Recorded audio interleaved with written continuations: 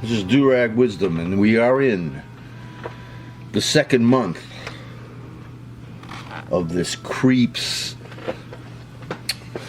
invasion of our democratic republic. And I've accepted, folks. I'm not deluding myself. I'm too old to delude myself. And at 66, you can't do that anymore. It's life and death. Life and death. Our country has been invaded, cyber invaded. It's a new type of invasion. And since I've always been a fan of science fiction, I could see that happening. Somebody writing a book, maybe they've already done it. Somebody being invaded via the cyberspace. Yeah, we need police patrolling, cyber police patrolling the world of cyberspace to protect us, not to take away our rights. But here we are. We've been attacked by the Russians, who've helped, because they contaminated our thoughts, many people's thoughts during this last election, contentious election. And here we are. Here we are. They put in their Puterian candidate, the Trump Putin, the birther bastard. And he's been helped. He's been enabled by this GOP, this wonderful GOP that they hated the black man so much. They hate liberalism. They want to pollute. These GOPers want to pollute our planet. Let the business people have no regulations so they could feed us poison, take away our health care, put our children to work 80 hours a week. What do you think this is about, folks? And I accept the fact I've been attacked. And I'm at war now. When I say, folks, that I'm at war with the birther bastard Trump Putin and the GOP, I want to make it clear again that I am not at war with the 65%, the 70% of the people who voted for him because they really felt disenfranchised. And they were disenfranchised, these people, all of us, by these insider politicians.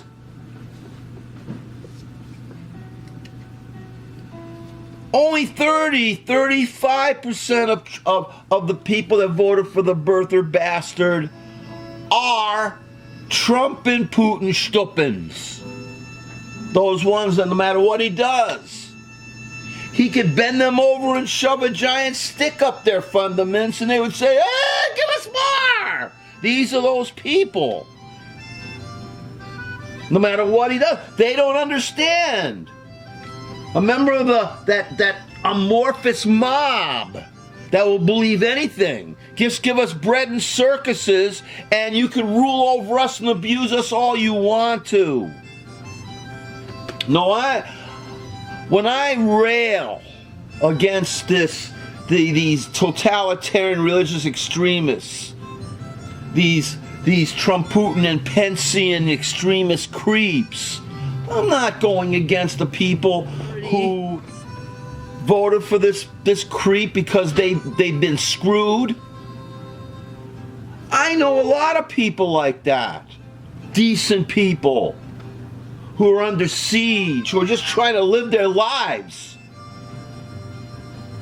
And no one believes them. And no one cares. I believe that there are people out there who voted for him, who are standing up just as strongly as I am right now, and who happen to be conservative.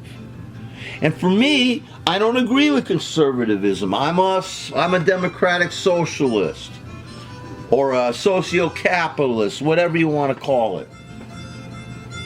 And I don't agree with conservatism, but you got to understand conservatism is divided into people who are socially conservative who want to shove their stupid religions down our throats and up our fundaments. You know, our version of Al-Qaeda and ISIS, whatever you want. But then you got the fiscal conservatives. They believe in the smaller government, favoring big business, but not to the point they want to destroy us. I happen to like Michael Steele. I happen to like David Frum and Steve Schmidt.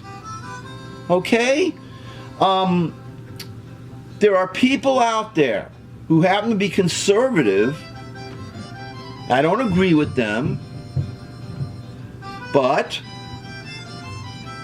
they don't mean that just because if they happen to get in power, I wouldn't like it. But people like who I just mentioned, they wouldn't try to stop a woman's right to choose and try to shove their religion down our throats, or try to destroy the EPA and all these other. Look. Dwight Eisenhower, one of my favorite presidents, even though he was during the blacklist times, he put the interstate highway in. And he talked about the military-industrial complex. But in this era, we have something totally different. Now, who do you think? I'm reading about all these town halls last week, and we see it on video here in Staten Island, which is a Republican stronghold. People showed up with this creep Dan Donovan and said, "What's going on? What are you going on with this totalitarian, Putin-loving agenda? What about the Affordable Care Act?" And Montana. Of course, I understand. I hear that the birther Trump-Putin bastard picked one of somebody from Montana, who heard the guy, to be in his cabinet, the Interior, to protect our forests. So now there's an open seat, and there are people in Montana. That's a red state, who are going to these town hall meetings and are getting on the cases of these senators and Congress people. It is not right for us to marginalize people who voted for Trump, but they did so because they were sincerely disenfranchised. And that is 65 to 70% of the Trump voters. And people who say, they're Republicans, or they say they're Democrats. The only people who are really Republicans and Democrats are those who are actively inside involved. Delegates running for office.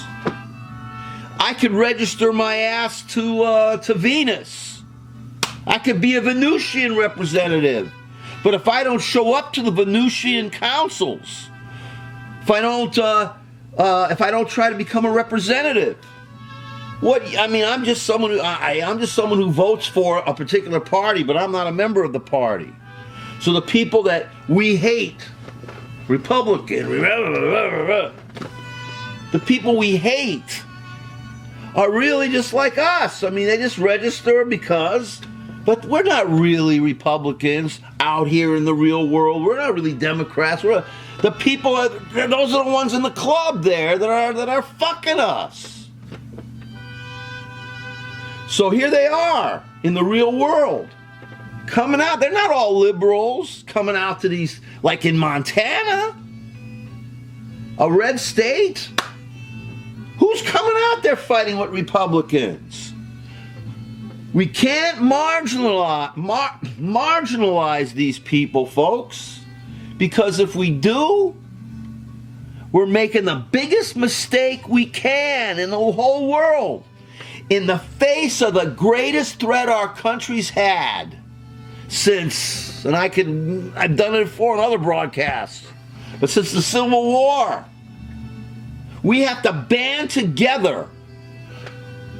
The sane fiscal conservatives who voted for this creep, and the sane liberals together Let's band together to save our country before it dies. And I guarantee, folks, I respect, I admire, I am heartened, I am encouraged by the wonderful protests that my conservative brothers and sisters are doing right now. Thank you.